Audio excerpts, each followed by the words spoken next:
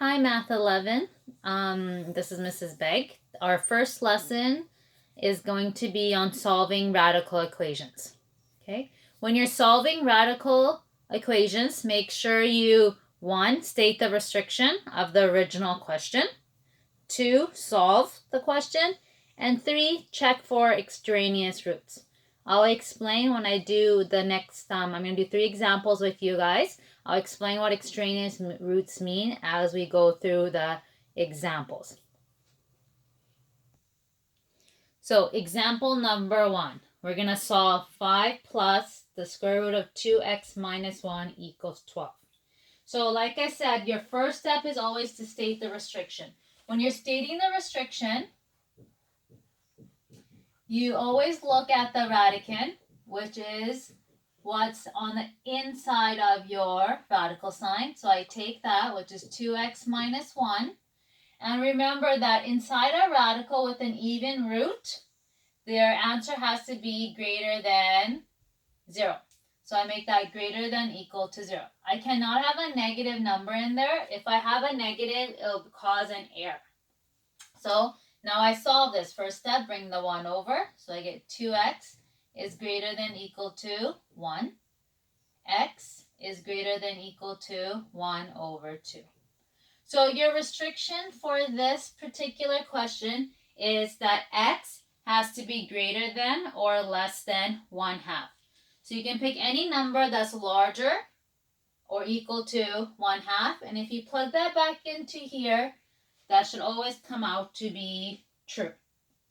So step number 1, state your restriction. Step number 2, we're going to solve. So if I'm solving this question and there's only one radical sign, what you have to do is you have to isolate your radicals. So I want to keep the radical on one side and bring everything else to the opposite.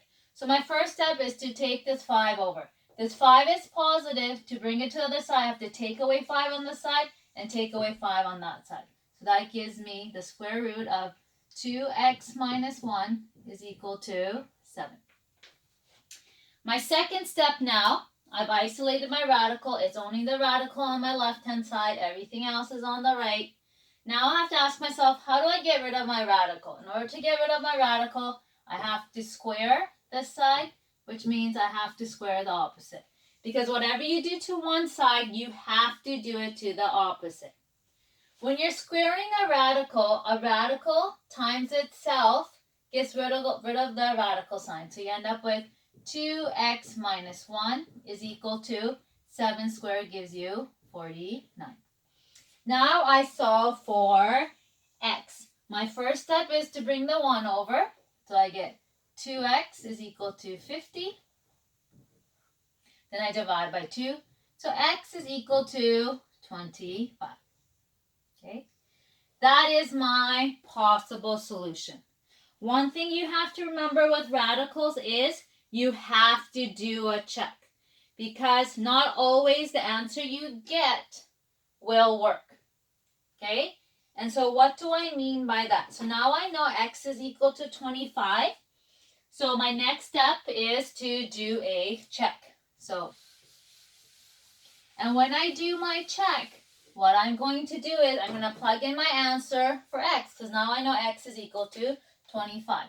So this becomes 5 plus 2 times 25 minus 1 is equal to 12. 5 plus 2 times 25 is 50. 50 minus 1 gives me the square root of 49, which is equal to 12. Then I have 5 plus the square root of 49 is 7, which gives me 12. And 12 is equal to 12. So my check came out to be true. If your check comes out to be true, then that is your answer for your question. So for this particular question, my answer is 25. If my check did not come out to be true, then we call it a extraneous root. And an extraneous root is a number obtained in solving an equation that does not satisfy the initial restriction on the variable. Okay, so you also should check your answer with your restriction. Remember, our restriction was x had to be greater than or equal to 1/2. So 25 is greater than or equal to 1/2, so that's true. When I did my check, it worked out. So x is equal to 25 for this particular question. Our second example is the square root of x plus 6 minus the square root of 3 minus 2x is equal to 0. What you'll notice in this question compared to the last example, now I have two radical signs. Even if I have two radical signs, the steps are exactly the same. Step number 1, state your restrictions. I have two radicals, so I need a restriction for both. So if I do my restriction here, it becomes x plus 6 has to be greater than equal to 0. X has to be greater than equal to negative 6. Then for this one, I do the same thing. 3 minus 2x has to be greater than equal to 0. I bring the 3 over, so negative 2x has to be greater than equal to negative 3. I divide by negative 2, I divide by negative 2, so x has to be greater than equal to 3 over 2. So those are your restrictions for this question.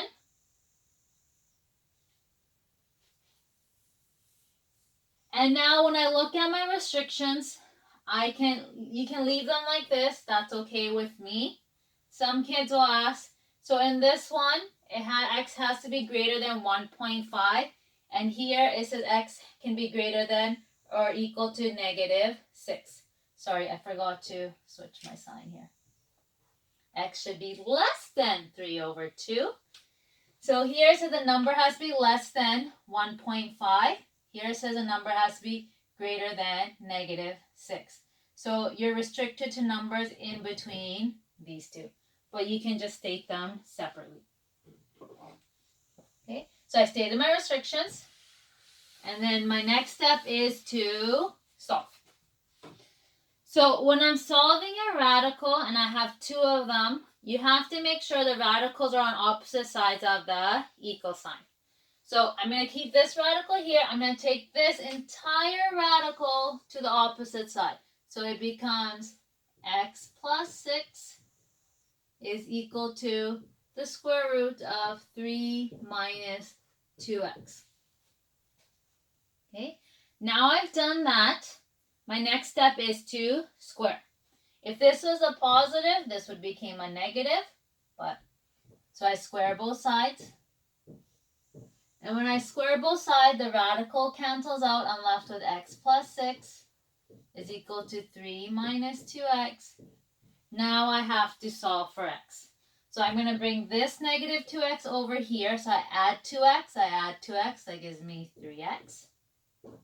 I'm going to take away 6, that gives me negative 3. And then x is going to be equal to negative 1. Because I divide by 3 and I divide by 3. So I get x is equal to negative 1. But I'm not done here. In solving radicals, you have to do a check. So my last step is to do a check. My answer is negative 1.